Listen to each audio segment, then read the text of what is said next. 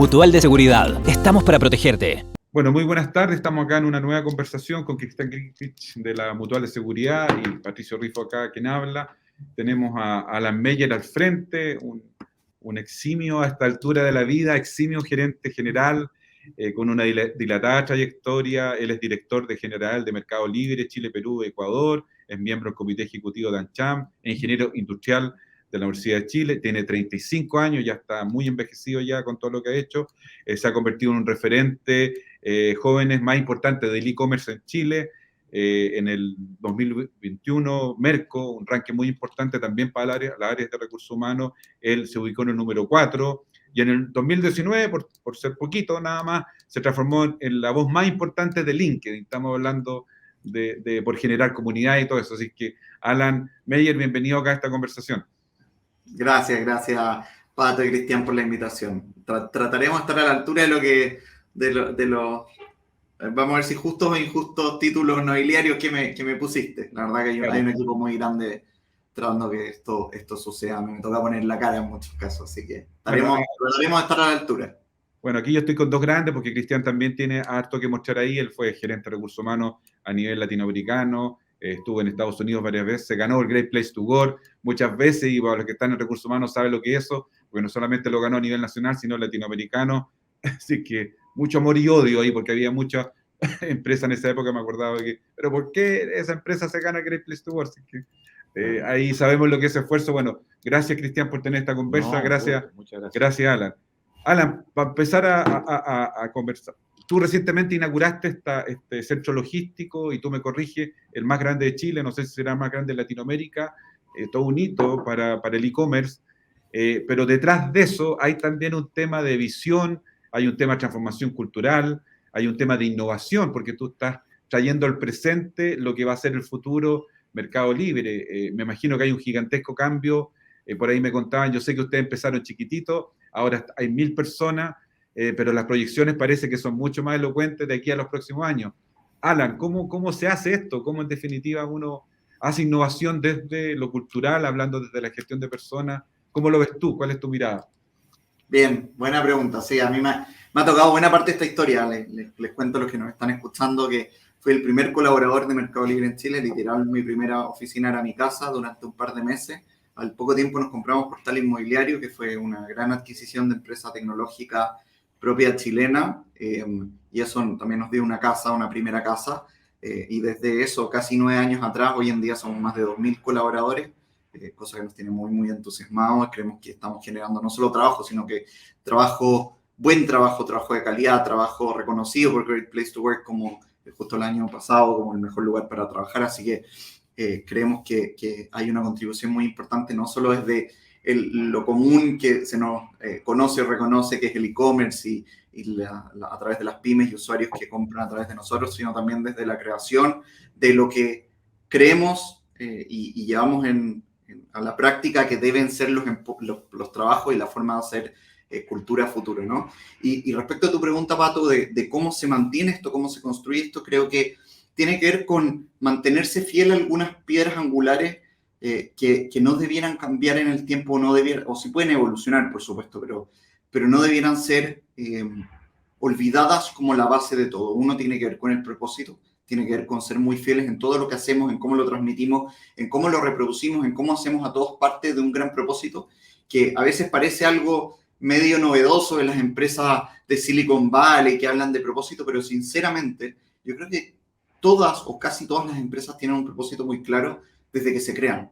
Así sea contribuir a la alimentación de un país o permitir a la gente llegar a su destino. Todos tienen un propósito, y que creo que por lo general es muy, muy noble. Lo que pasa es que a veces en el trabajo de construir el propósito hay ciertos desafíos medioambientales, de sustentabilidad, de cambio del entorno, de cambio de las cosas de las cuales tenemos que hacernos cargo y somos responsables, ¿no? Y eso ha tenido un camino muy vertiginoso en los últimos años. Pero cuando tú tienes muy claro qué es lo que quieres lograr, qué es lo que tienes que poder hacer y transmitir dentro de tus equipos en ese camino. Y por otro lado, ¿cuál es la definición cultural? Que por supuesto también es algo que es una cosa que va evolucionando conjunto de la compañía, pero si tienes un propósito, un lugar hacia donde ir, que es muy claro, que es compartido por todos, y una forma a través de la cual quieres lograr eso, y el resto tiene que ser un matrimonio, si quieres, un casamiento entre esos factores y el talento de las personas para permitirles que ellos construyan el camino de A a B, de lo que quieres que desarrollen, anclado a estas dos grandes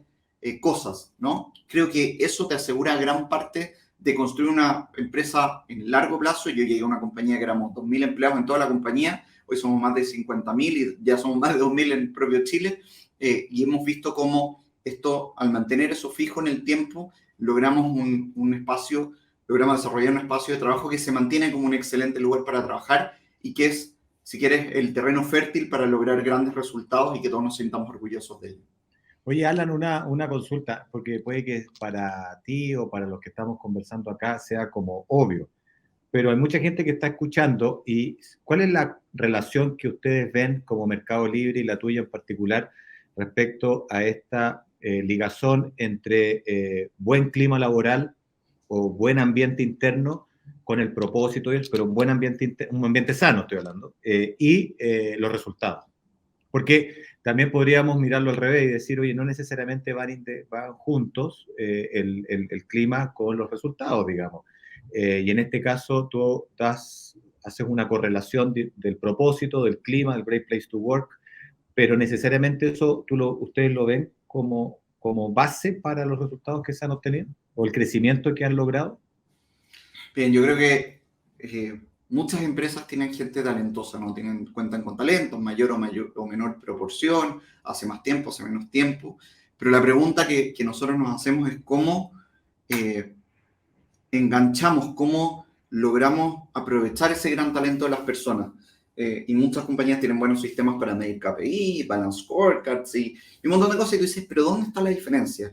Y para mí, cuando la persona está dispuesta e interesada en dar el 120%, teniendo talento, teniendo mucho talento, teniendo menos talento, tiene que ver con cuando vibra, cuando le interesa, cuando quiere poner de sí en la misión que tiene la empresa y no solo trabaja por una remuneración que por supuesto es necesaria, justa y corresponde, sino que va por algo más allá de eso, ¿no? No solo por recibir una remuneración a fin del mes, sino que lo mueve internamente y genera que quiera dar esa milla extra a través de un objetivo, una épica que lo moviliza, ¿no? Y eso es algo que muchas veces se construye, ¿no? Pero también tiene que nacer de una base donde la persona, desde el momento que entre, vibre con eso. Y creo que las compañías, si bien decía recientemente, creo que todas tenemos propósito, no sé si todas lo tenemos tan claro, lo tenemos construido tan claro, somos tan explícitos a la hora de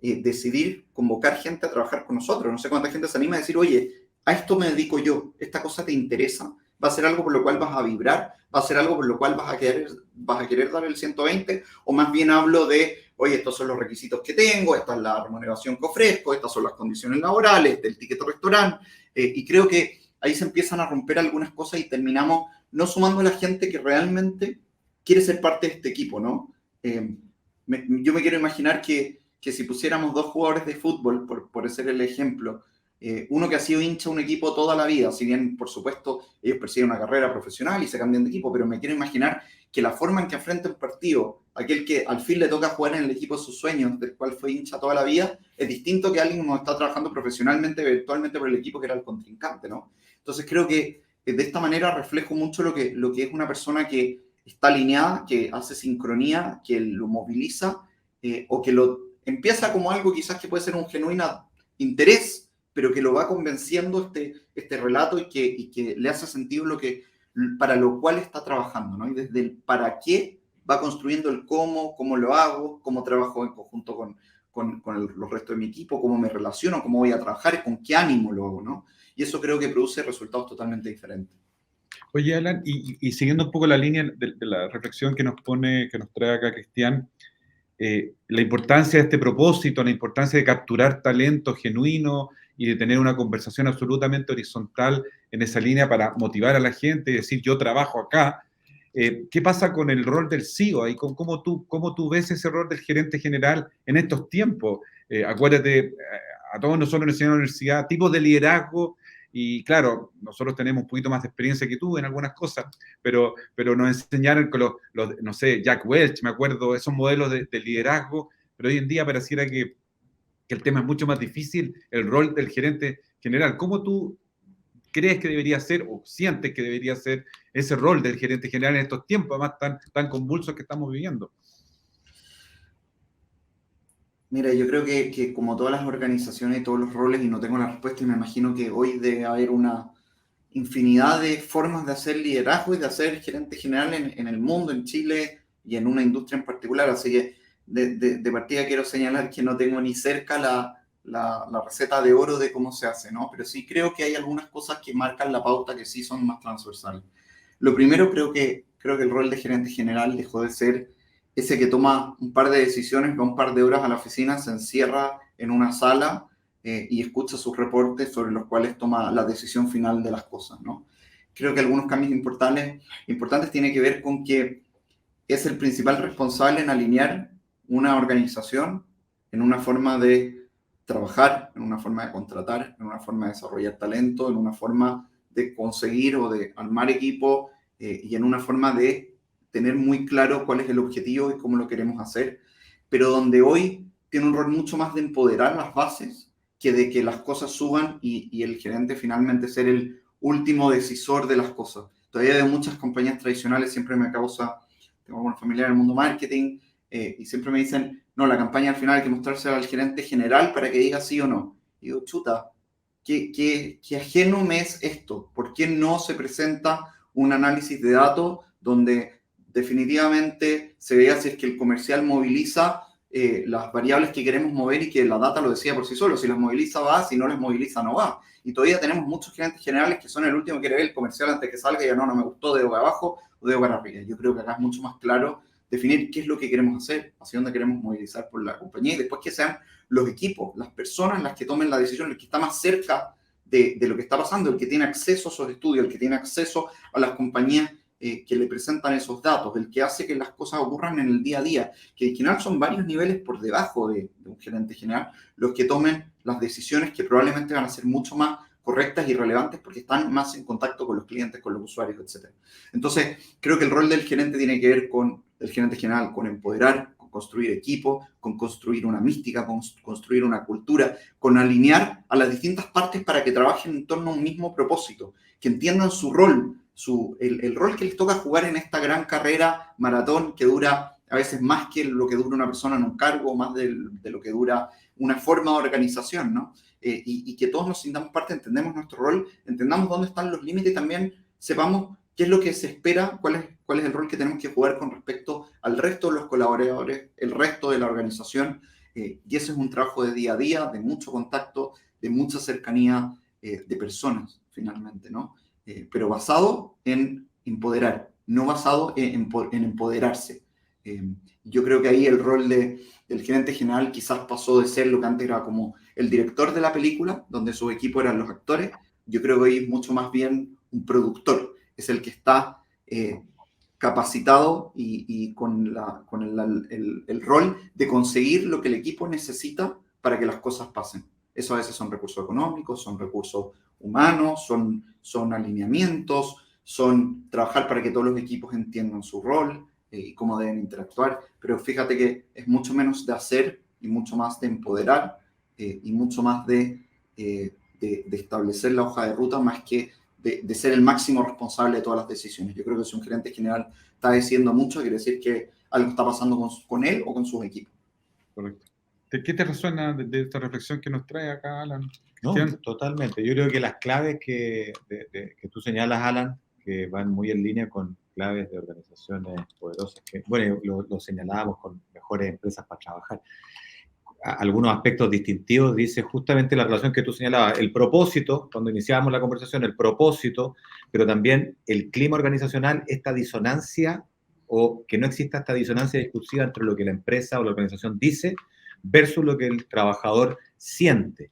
Cuando no existe esa disonancia discursiva, se genera credibilidad en la organización. Y desde ese punto de vista, contestando tu pregunta, Patricio, y lo que señala Alan, el gerente general, desde mi punto de vista, primero que todo, deberá ser el verdadero gerente de personas de la organización, una persona que estimula, una persona que enamora con el espíritu de la organización, con con el propósito de la organización, con la visión de la organización, articula conversaciones, genera la plataforma para que finalmente se logren los resultados. Yo ese trabajo mucho más de terreno, mucho más en el hacer, entre comillas, de estar en la línea, pero con la gente que está inspirada, dando esa milla extra que tú señalabas, que finalmente esa milla extra hace que se salga del commodity de otras organizaciones y que finalmente la hace distintiva y empoderada. Por lo tanto, esa clave de que no exista disonancia discursiva, de que los trabajadores estén satisfechos y que el gerente general, primero que todo, sea el verdadero gerente de personas de la organización es clave para una organización empoderada. Y ahí de lo que yo escucho de ustedes, a mí me suena mucho esto de coherencia y consistencia, ¿no es cierto? Y al parecer la gran pega es justamente ser coherente y consistente con lo que digo y con lo que hago. Sí. Y en ese sentido, Alan, ¿qué pasa, por ejemplo, en tu rol, en tu mirada de CEO, con cómo está esa coherencia y consistencia, por ejemplo, con la paridad de género, o con la equidad de género, o con el tema salud mental, que son temas que a la larga también hay, ¿qué grado de vinculación tienes tú con esos temas, o qué mirada o qué preocupación tienes tú con los temas de equidad de género en una industria que siempre se ha dicho que está bien masculinizada? A lo mejor tú me vas a checar otros números, otros datos. Y eso también tiene que ver con repercutir la salud mental, en el fondo sacarle el jugo a la gente. ¿Te fijas? Que también está también en la agenda, están esas conversaciones. ¿Cómo lo ves tú, Alan, desde ahí? Tan buena, me tiraste varias preguntas en una, trataré de hacerme cargo de lo más posible. A ver, lo primero, lo enfoco desde el mundo de la programación. Hoy más de 10.000 de nuestros colaboradores, creo que vamos en 12.000, son programadores, ¿no? Una industria que le ha costado mucho alcanzar la paridad o lo que se le parezca. Estamos hablando, no sé, en la compañía estaremos hablando de 1 cada 5, 1 cada 4 son mujeres en el mundo de programación. Y eso es una sobre-representación de la gente que egresa, que creo que es gran parte del origen. Si tienes el 5 o el 10% de los egresados de ingeniería en sistema o en computación, mujeres, es muy difícil que se dé que la mitad, o sea, si todos buscaran la mitad, básicamente no habría suficiente gente. Para nosotros duplicar o triplicar la proporción de los egresados es un esfuerzo enorme. Y esto no tiene que ver con, o yo por lo menos estoy convencido que no tiene que ver con que se vea bonito en el resumen anual de la empresa, sino que cuando tú desarrollas software, tienes que tener una representación muy correcta, de una interpretación muy correcta de quiénes van a ser los usuarios de tu equipo. Y te puedes imaginar que las cualidades que debe tener un software cuando la piensa un hombre probablemente sean más afines a el cliente hombre, de la misma manera que una mujer va a tener alguna afinidad desde el diseño hasta la forma de resolver algunos problemas con la población femenina. Entonces, cuando tú creas un software que tiene una representación más equitativa y más inclusiva dentro de quienes hacen el software, probablemente va a tener un mejor market fit, va a tener una mejor llegada al mercado, va a servirle a más gente porque va a estar construido en base a eso. Así que, si quieres, hasta por una razón de negocio, para nosotros sería ideal tener una representación lo más parecida a lo que es la humanidad en sí misma, porque son nuestros usuarios. Para que la gente tenga una referencia, ya son casi 300 millones de usuarios los que tenemos en Latinoamérica. Estamos hablando de más o menos el 40% de los latinoamericanos tienen la aplicación de Mercado Libre. En el caso de Chile, vamos en 11, 12 millones. Estamos hablando de 2/3 de los chilenos tienen la aplicación de Mercado Libre en su celular y prácticamente el 70-75% son usuarios. Imagínate la dificultad que tenemos que finalmente sean más hombres los que tengan que representar un usuario que es más 50-50, ¿no? Y eso también se da en las edades. Tampoco tenemos quizás la gente que programa de las edades, porque es una carrera bastante nueva, entonces tampoco tenemos la misma representación en grupos etarios más altos, con gente recién titulada, que nos encantaría tenerla también, y a veces también por experiencia nos hace falta, porque también representa a las generaciones que van llegando. Entonces, creo que es un desafío muy importante, pero no solo como algo romántico y que nos gustaría para emancipar a la sociedad, sino que tiene un sentido incluso a nivel negocio. Pero te quiero contar un ejemplo totalmente distinto. Yo también soy director de AmCham, de la Cámara Chilena de Comercio Chileno-Americana, y ahí se nos da una situación bien particular. Es un directorio conformado por 12 personas, todas profesionales, ninguna se eligen democráticamente, y por segundo año consecutivo vamos a tener mayoría de mujeres. Y eso lo alcanzamos sin cuotas.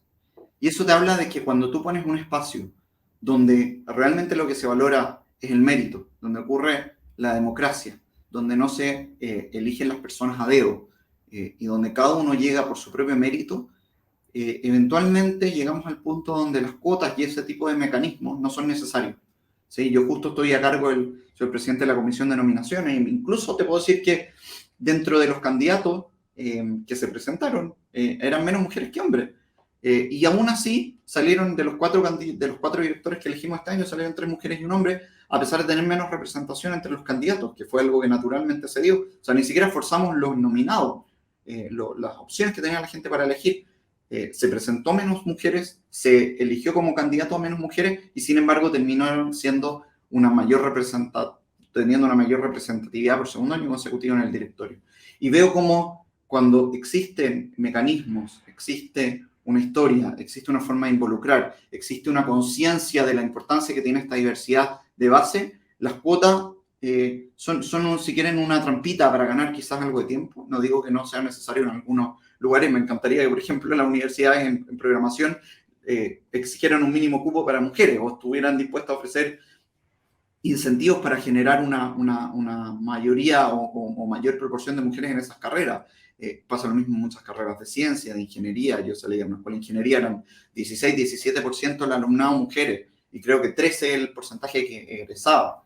Puedo estar mal en los números y pasaron ya varios años, pero nos damos cuenta que hay una necesidad desde la habilitación de personas disponibles para cumplir estos roles, porque nos damos cuenta que después incluso quedan sobre representados. O sea, uno podría decir que en relación a lo que egresa y lo que termina pasando a las empresas, incluso en el caso de los géneros, uno podría decir que por haber una mayor presencia femenina que la cantidad de egresados que hay, podríamos decir o elucubrar con una idea que incluso se desempeñan mejor, ¿no? Entonces creo que el verdadero desafío en equidad, en género, en llevar estas diferencias, se tiene que dar en las universidades. Y la segunda pregunta, quizás más importante, y con esto no me estiro mucho más, tiene que ver con el equilibrio, ¿no? El equilibrio de la vida. Yo creo que cada vez más allá de hombres, mujeres, padres, hijos, distintas edades, cada uno tiene que hacer equilibrio en su forma de trabajar, y creo que las empresas que están logrando ser más exitosas, las que nosotros vemos como ejemplo, a las que tratamos de aspirar y nos demos cuenta que también nos ocurre en otras organizaciones, tiene que ver con dar la libertad para que la gente desempeñe sus labores como mejor le acomode, siempre sujetos a construir el objetivo que se les propone, ¿no? Hay gente que le acomoda tener un horario, hacerlo desde la oficina, hay gente que le acomoda trabajar un pedazo en la mañana y otro en la noche, y hacerlo desde la casa, eventualmente algunos días desde un segundo hogar o cuidando a alguien, etc.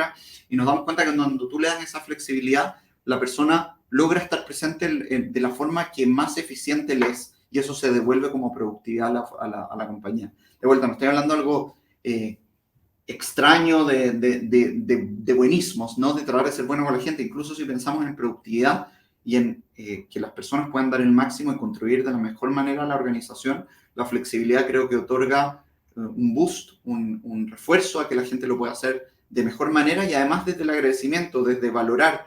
Con eso bajamos rotación, subimos la adherencia a las personas en la compañía. La verdad que no quieren perder esto. Entonces creo que la salud mental y otras variables que también hacen parte de la calidad laboral de las personas tienen mucho que ver con la flexibilidad y con la capacidad que tenemos de, como organizaciones, adaptarnos a los distintos estilos de vida que componen los equipos diversos. Oye, Alan, ustedes como Mercado Libre, que son una empresa eminentemente innovadora, ¿cómo ven este tema etario ahora? Desde el punto de vista de gente que tiene... No sé, ustedes tienen 2.000 en Chile, ¿no es cierto? Sí. 2.000 trabajadores en Chile. Y en ese contexto no sé cuáles son, cómo dividen más o menos cuáles son los porcentajes de la población, pero deben tener una población que supera cierta edad y tienen otra más joven. ¿Has tenido inconvenientes respecto a los conceptos o competencias como innovación respecto a los grupos etarios o resistencia al cambio, cosas de esas? Bien específica la pregunta que me hace Cristian. Quizá la gerenta de personas tendría un poquito más de data de la que te puedo ofrecer, pero nunca he visto que un grupo determinado sea sindicado como de alguna manera que tiene una mayor dificultad frente a una determinada tarea o forma de abordar las cosas. Yo creo que eso tiene más que ver con el proceso de entrevista y de la manera que tú garantizas que quienes tienen la cultura y disposición a enfrentar de una determinada manera, que es la forma que busca la organización y que es válida cada forma que cada compañía se proponga para llevar a cabo sus desafíos, ahí de alguna manera garantizas que más allá de lo etario o el género o cualquier otra forma de diversidad, vamos a estar en la misma dimensión, ¿no? Por supuesto, hay perfiles que son más afines a ciertas labores o a ciertos roles. Por ejemplo, en el mundo de logística, la gente con mayor edad tiene mucho valor, la experiencia le da un montón de entendimiento por haber vivido algunas cosas, el manejo de personas también. Hay mucho líder, quizás de rangos etarios más altos, si lo comparamos con carreras de programación, donde claramente los egresados han ido aumentando año a año, por lo tanto cada generación de programadores probablemente es más grande y simplemente por la disponibilidad que hay de estos profesionales se tiende a ir hacia abajo la edad progresivamente, ¿no? Ya estamos logrando que algunas escuelas más técnicas logren sacar programadores en 2-3 años versus en 5, haciéndolos más técnicos, ¿no? Entonces, incluso ya tenemos gente de 20, 21 años partiendo las carreras. Entonces, creo que cada labor, cada desafío tiene su propio nicho, y en la medida que uno contrate y se asegure de tener muy claro qué es lo que está buscando las personas, esas personas van a florecer y probablemente van a tener la mejor experiencia laboral también para ellos, ¿no? Claro, no, que en ese contexto, más allá de lo etario, el género, la competencia de innovación u otra es inherente a la edad o inherente al género. Así que, y lo otro, tú también estás a cargo de Perú y Ecuador, ¿no es cierto? Así es. Chile, Perú. ¿Y cuánta gente tienen en Perú y en Ecuador? En Perú son como, creo que ya estamos llegando a las 50 personas. En Ecuador tenemos solo 2. Es un mercado que estamos abriendo recién y además lo estamos probando cuán a distancia lo podemos abrir, ¿no? Cómo hacemos lanzamientos más lean y con menos gente necesariamente. La pandemia nos ayudó mucho a trabajar en red, a trabajar a distancia y claro, te estoy diciendo la gente que está físicamente localizada en esos países, pero la verdad que tenemos equipos gigantescos trabajando. Gran parte de la gente que trabaja para Chile, por ejemplo, en tecnología, que tenemos 500 programadores, muchos de ellos no trabajan, ninguno trabaja de hecho con un trabajo para Chile o trabajo para Argentina. Entonces es difícil decirte de las 50.000 personas cuántas están trabajando en que estos países se puedan lanzar. Por ejemplo, en adaptar toda la tecnología deben haber varias decenas o cientos de personas trabajando eso, ¿no? Pero es una forma muy interesante que nos ha permitido la pandemia. Ya Perú lo lanzamos con mucha menos gente de lo que hicimos en Chile, Ecuador aún menos.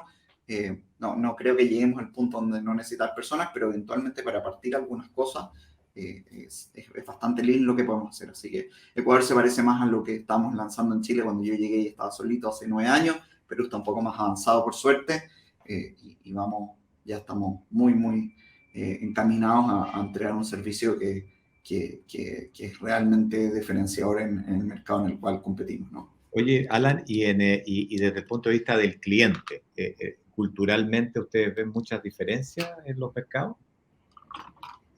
Sí, te diría que sí. Esa es una de las cosas que se han topado muchas empresas extranjeras que a veces piensan que los latinoamericanos somos parecidos. No es que te voy a decir, no, que Brasil es una cosa y los hispanos parlantes otra. Te diría que cada mercado tiene sus particularidades, desde la forma que paga. O sea, vemos en toda la región andina que pagar contra entrega es algo muy usual, que por ejemplo en Chile se da prácticamente de forma nula. Me acuerdo de algunos repartidores de alimentos en algunas aplicaciones o por celular, que antes se hacía antes de las aplicaciones, te pedían eso, pero son los últimos vestigios que hay de pago contra entrega. En otros países, mismo Perú, es casi la mitad de las compras, ¿no? Para ponerte un ejemplo. También las formas de, por ejemplo, nuestros productos de billetera digital. Hoy en día hay más puntos de pago con billetera digital, sin tarjeta, digamos, a través de nuestra aplicación de Mercado Pago, que lo que hay con POS. En Chile todavía vemos una mayoría de la gente que paga con la maquinita, ¿no? En otros países se llevan tu tarjeta, en otros te lo hacen en la mesa. Hay desde los pagos, la forma, el consumo, las categorías, la propensión a comprar por Internet. Chile tiene casi el doble de penetración de e-commerce que tiene el resto de Latinoamérica, y de hecho fue el país que más creció exponencialmente durante la pandemia. Nosotros, si comparamos con 3 años atrás, estamos vendiendo más de 10 veces lo que vendíamos 3 años atrás. Eso no se dio en ningún otro mercado. Y la verdad, desde hasta categorías, hasta cuánto compran ropa online versus repuestos online, en todas las variables que nosotros podamos ver, formas de pago, cuánto es débito, cuánto es crédito, las expectativas que tienen sobre el servicio. Así como te decía, unos esperan que les cobren en la casa y otros esperan que las cosas les lleguen en menos de 6 horas. Hay una construcción desde la exigencia o qué es lo que exigen, que es muy diferente entre países y países. También vemos desde las compañías también una disposición distinta a la innovación, a cambiar procesos, a adaptarse. También varía mucho entre un país y otro. Los quiero llevar en los últimos 15 minutos, Alan, que nos quedan, llevarlo un poquito al futuro, a ver si logramos futuro, pero futuro que está en el hoy. Ojo con eso. Hablar de trabajo y futuro, y ahí Alan puede decirnos, oye, eso ya no es futuro, eso es ya realidad. Alan, bueno, Harari, que ha sido como el gran gurú, tú lo tienes que haber leído, Sí. historiador israelí, hablaba ya, bueno, en varios de sus libros lo toca, pero él siempre, y a nosotros que estamos desde la gestión de personas, desde el mundo del trabajo y el management, nos llama la atención que él habla, entre comillas, de trabajadores inútiles, que va a llegar un momento en la humanidad, la sociedad, que la tecnología y la inteligencia artificial y los robots van a hacer todas las funciones posibles del ser humano. Por lo tanto, vamos a tener el gran problema de trabajadores inútiles. ¿Qué hacemos con eso? Entre comillas, eso lo dice él. Y tú mencionaste, anteriormente hablaba, no sé si vamos a abrir un país con personas, o sea, como que podría ser, te fijas, yo entiendo que eso no es así, siempre al final. Pero por eso la invitación a reflexionar sobre eso. ¿Cómo ves tú ese futuro desde tu lugar, Alan, que tú estás metido aquí en las grandes ligas de la tecnología, en el fondo? ¿Cómo lo estás viendo? ¿Es tan así? ¿Va a ser tan así? Yo creo que en la medida que el propio ser humano no se adapte y no innove en la forma de aportar valor, tiene riesgo de pasar un espacio de irrelevancia, ¿no? Y es un riesgo que existió a lo largo de toda la historia. Yo no lo veo distinto 200 años para adelante como 200 años para atrás. Probablemente el que trabajaba pegándole todos los días a un punto en una línea de producción y después pasó a otro trabajo, también está en el mismo riesgo que llama Harari de inutilidad. Probablemente podríamos decir que muchas de las labores que se hacían en ese minuto, pensamos que cada pan, cada clavo y cada, ropa se hacía con mano humana y probablemente ocupaba gran parte de la fuerza laboral. Y sin embargo teníamos más desocupación en esa época que ahora con todos los automatismos que tenemos. Es una de las cosas más increíbles que hay, ¿no? Ahora hay mucho más porcentaje de la gente trabajando de lo que había en ese momento. Y por lo tanto eso también nos da alguna luz de esperanza. Yo ¿qué es lo que creo? Es que lo que sí va a pasar es que vamos a necesitar más especialización y vamos a tener que transformar mucho las labores. Zuckerberg de Facebook, de Meta, decía que en 2050 25% de las personas iban a trabajar como programadores. Seguramente si hoy nos vemos en la capacitación, no creo que lleguemos ni al 1% de la gente capacitada para ser programadora. Entonces la pregunta es cómo transformamos el 25% de la gente para que tenga esas capacidades, porque claramente las universidades no están ni cerca de apuntar a eso, ni siquiera las propias personas que están postulando a carreras consideran cuál va a ser en los próximos 40 años que me esperan de vida laboral, el trabajo promedio, las capacidades promedias que voy a tener para poder destacar. Y por lo tanto, al igual que en nuestra historia, mi convicción es que se trata de transformación. Hablaba hace muy poquito en una premiación que tuvimos con gente de Anglo American que me contaban cómo estaban metiéndole los camiones estos gigantescos que transportan la materia prima, que están siendo manejados a control remoto, pero se dieron cuenta que en esencia lo que quería hacer el conductor es manejar la máquina. Y tenía las mismas capacidades en potencia y el mismo gusto por el trabajo hacerlo arriba de la máquina o en un computador o en un joystick, que además está libre de riesgos de caerse en las máquinas que tienen mucho riesgo de un derrumbe de algo y que pueden perder la vida. Entonces además seguían manejando las máquinas, lo hacían de forma más eficiente, pero además más segura desde una oficina, ¿no? Pero seguían manejando las máquinas y eso te habla de transformación porque tampoco se pueden manejar automáticamente, ¿no? Y cuando vayamos más camino hacia el automatismo, se va a requerir a alguien que prepare los mecanismos para enseñarles a trabajar y también van a ser quizás esas personas que tuvieron la experiencia en la vida real las más indicadas para enseñarles a los algoritmos cómo se deben comportar y cuáles son las consideraciones y las condiciones de borde que deben tener para poder operar de forma autónoma. Entonces yo lo que veo es una evolución de las funciones. Si antes el que operaba la máquina en la máquina ha pasado a operar las máquinas y después pasaba a programar las máquinas, y eso creo que es el camino que nos va a llevar a una productividad que creo que el gran ganador es que quizás no sean necesarias la misma cantidad de horas para producir lo mismo que hacemos hoy. Entonces creo que más que forzar al límite de cantidad de horas u otras cosas. Creo que la propia realidad, si somos inteligentes y tenemos la capacidad de retransformarnos, nos va a ir permitiendo disponer progresivamente de más horas para nuestra vida personal, manteniendo la productividad y manteniendo los ingresos que necesitamos, ¿no? Entonces creo que hay una tremenda oportunidad para la humanidad, que es seguir transformándose, seguir teniendo empleos de mayor valor y quizás acompañando la productividad con menor trabajo. Lo vemos en algunas empresas ya en propio Silicon Valley, que la gran diferenciación que tienen es hasta cuántas horas tienes que trabajar, porque compiten por los talentos, y los talentos, una de las cosas que se mueven, una es la libertad, la autonomía, la flexibilidad, pero también hoy ya entran en la cantidad de horas de trabajo, y muchos ejecutivos jóvenes o programadores jóvenes no están dispuestos a trabajar más de las 5 o 4 de la tarde. Y se mueven, ya no les hace una gran diferencia ganar 50% más de sueldo, prefieren trabajar un par de horas menos. Entonces vemos los primeros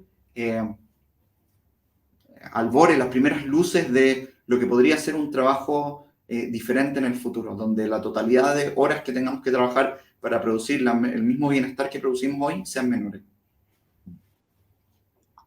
Y desde ahí, Alan, ¿te ha tocado, desde Mercado Libre, te ha tocado hacer reingeniería al punto de vista de tomar personas con ciertos conocimientos y enseñarle un nuevo oficio, una nueva función?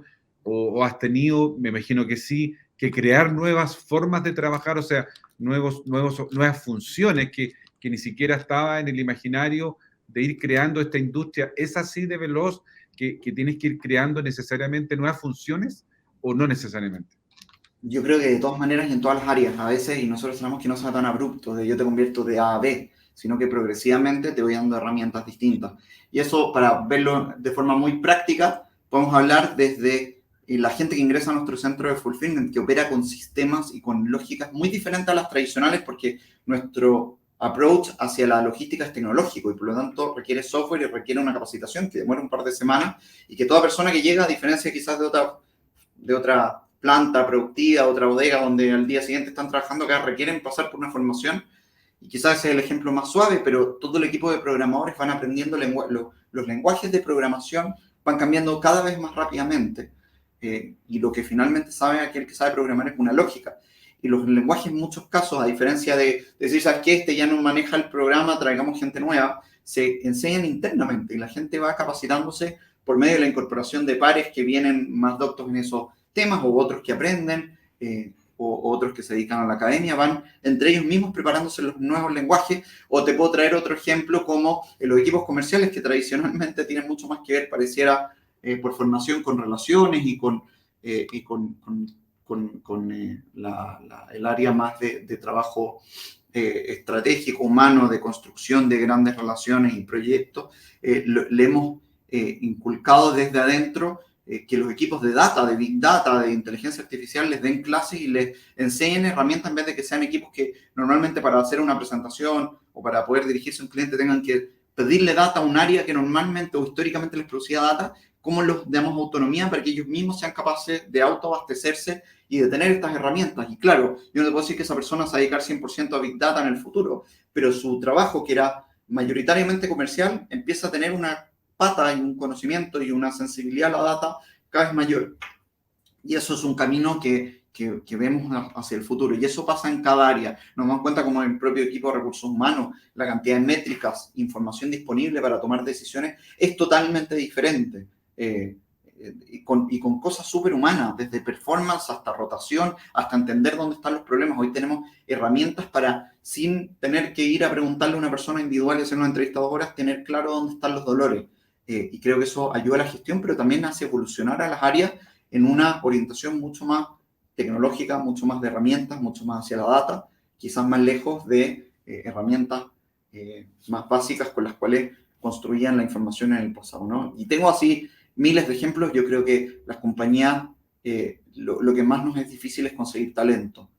Capacitar siempre es un desafío bastante más sencillo que conseguir talento y gente con la disposición, la motivación, la alineación cultural, la forma de trabajar que haga fit con la organización. Por lo tanto, si tengo que elegir entre capacitar a alguien y retransformarlo hacia lo que necesito del futuro y hacerlo además con tiempo, versus salir a buscar a alguien nuevo que eventualmente venga con esas conocimientos, pero que no sé si va a trabajar bien en equipo, si se va a adaptar a la organización, si va a dar lo que espero que dé, si va a generar equipos, si va a ser capaz de transmitir cultura, etcétera, para mí la solución es muy, muy sencilla. Y en la medida que las empresas nos demos cuenta de eso, creo que naturalmente y sin que tenga que artificialmente exigirse, vamos a apostar por la capacitación interna y la retransformación y quedarnos con la gente que es valiosa.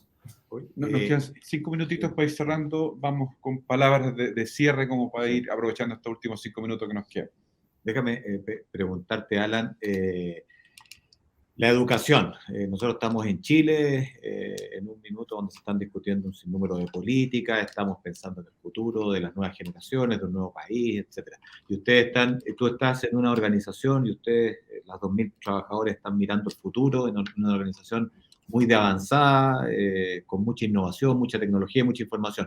¿Cómo ves tú las mallas curriculares de las universidades, de la gente porque finalmente nosotros, hay una parte que es la educación y que finalmente forma a los jóvenes chilenos y chilenas, digamos, y que permite que el día de mañana traigan o no traigan las competencias básicas que permite que ese chileno compita con jóvenes de otros países, digamos. Cuando tú hablabas recién de Silicon Valley y vas a empresas que están allá o en Mercado Libre, probablemente llegan de distintos lugares del mundo, currículums, y uno dice, bueno, ¿y el chileno cómo está preparado? ¿Cómo viene? ¿Cómo lo ves tú? Y en ese contexto, ¿cómo están las mallas curriculares? ¿Cómo ves o qué aspectos debiéramos ir, hacia dónde debiéramos ir mirando en esa línea?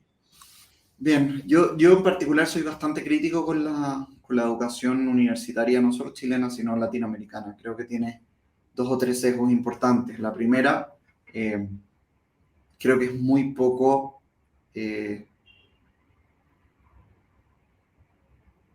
¿cómo se podría decir? Aplicada, ¿no? Es muy teórica y a la gente le cuesta un mundo y varios años laborales lograr conectar lo que estudió con lo que tiene que hacer. Creo que el mundo anglosajón ha sido bastante más avanzado y la gente sale bastante más capacitada para ponerse a trabajar al día siguiente y entender lo que tiene que hacer que en el mundo latinoamericano. La segunda tiene que ver con la diversidad o la complementariedad de disciplinas dentro de las carreras. Yo, por ejemplo, salí de ingeniería 95, si es que no 98% de lo que yo estudié a lo largo de 6 años, una carrera bastante larga en estándares internacionales que en general bajan de 5 años. Muy poco tiene que ver con el lado humano, el desarrollo de personas, la gestión de personas, que tiene una preponderancia gigantesca en lo que hace gran parte de los ingenieros que se titulan, ¿no? Entonces uno dice, ¿cómo le dedico tan poco tiempo a cosas que son tan parte del día a día versus el ramo 72 de ciencia de los materiales, que probablemente nunca he tenido que hacer gestión de materiales, ¿no? Entonces veo cómo en tantos años no soy capaz de poner interdisciplinas mucho más agresivamente y meter otras sensibilidades, de la misma manera que la gente que estudia quizás carreras más humanistas, me doy cuenta que sale como aterrada del mundo de data y matemático. Yo digo, chuta, si estudiaste, no sé, una carrera ligada a personas, lo más probable es que vas a tener que usar data. Si estudiaste marketing, vas a tener que usar data. ¿Por qué te hago la vida difícil para no enfrentarte a ese desafío en la carrera, cuando quizás no es donde tienes más destreza? Te pongo ramos con la misma complejidad que lo que te va a tocar enfrentar en el mundo laboral, ¿no? Y lo tercero tiene que ver con que uno ve que contrata distintos lugares, distintas regiones, y se parece todo. O sea, uno no dice, chuta, si contrato de gente que venga, no sé, de tal universidad en el sur, me encanta porque me complementa, porque hay gente mucho más enfocada a la sustentabilidad, por decir algo. No, me sale un producto más o menos parecido. Que es bueno, pero es parecido. Y finalmente tengo que complementar a veces con gente de otros países o otros continentes, incluso que me agregue diversidad. Entonces creo que los grandes desafíos tienen que ver con integración de otra dinámica, con llevar más hacia lo práctico y con diversidad en los perfiles y en las formas de formar. Que tengamos orgullo de generar, que cada casa de estudio tenga el orgullo de generar profesionales con un sesgo, con un carácter, con una diferenciación particular y que pueda aportar desde esa particularidad a la diversidad de sus organizaciones. Bueno, Alan, Cristian, un tema súper potente, nos podríamos hablar harto rato de eso. De la educación. Del tema de la educación, así que se agradece esa última reflexión. Cristian, bueno, Alan, agradecerte el tiempo que nos dedicaste, se nos pasó volando y se nos hizo corto igual, pero bueno, vamos a tener más oportunidades. Y Cristian, una vez más, muchas gracias por No, por este tipo de conversación. Agradecerte, Patricio, y a ti, Alan, porque la verdad que las conversaciones, esta conversación y otras conversaciones van creando organizaciones, y así hay gente que está mirando, y conocerte a ti, Alan, como un ejecutivo joven en un puesto muy, muy alto y en una empresa de innovadora, tecnología, que está a la vanguardia, es muy grato, y muchas gracias por el tiempo y por abrirnos las puertas de Mercado Libre para conversar contigo y con el equipo. Feliz, yo la verdad que creo que todos tenemos un rol más allá en nuestras empresas de hacer un Chile mejor, un país mejor, una organización mejor y un mejor lugar para trabajar para todos. Así que si esto le sirve a alguien o si quieren contactarme a alguno que nos escucha por LinkedIn y decir, Alan, creo que esto te puede servir, bienvenido. Creo que acá no hay competencia, sino que todos estamos tratando de tener un mejor espacio laboral para todos, que eso genera siempre mejores resultados y una mejor sociedad, en el fondo. Así que gracias a ustedes también por motivar este espacio y que me perdonen las universidades por lo fresco, porque no estoy metido ni contribuyendo ahí, estoy desde la crítica. Ojalá si alguien nos está escuchando del mundo más académico, que tome con pinzas mis palabras muy, muy frescas. Así que muchas gracias, Pato y Cristian, por la invitación. Gracias. Muchas gracias. Cuídate, Alan. Chao, que esté muy bien. En Mutual hacemos muchas cosas por ti. La Mutual se portó un 7. Siempre estuvo cuando la necesité. Pagamos tu licencia desde el primer día de reposo y antes de 30 días. Gracias a los especialistas de la Mutual, me rehabilité mucho más rápido. Te entregamos atención médica especializada y rehabilitación sin costo para ti. Gracias a la Mutual yo me siento más seguro trabajando. Hacemos prevención de riesgos para que ningún trabajador sufra un accidente del trabajo o enfermedad profesional. Proteger a los trabajadores es nuestro compromiso. Mutual de Seguridad. Estamos para protegerte. Las mutualidades son fiscalizadas por la Superintendencia de Seguridad Social. www.suceso.cl